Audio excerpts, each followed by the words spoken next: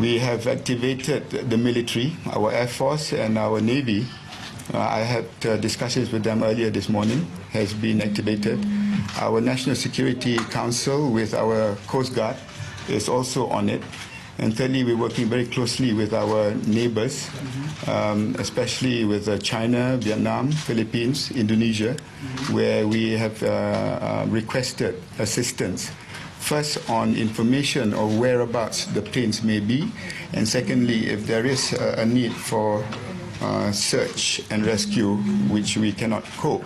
I've been told that cooperation from the civil side and also from the military side is very forthcoming.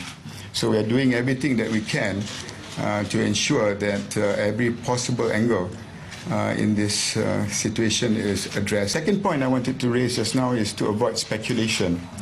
There are two issues that have been raised earlier, that the plane landed in Nanning. That is not true. The second point, that they found wreckage in an island on the south side of Vietnam. DCA and also our Foreign Office have said that it is not true. But since the report mentioned the Vietnamese Navy, I'm getting confirmation through the military on that. We should be able to get an answer regarding that piece of information in a couple of hours.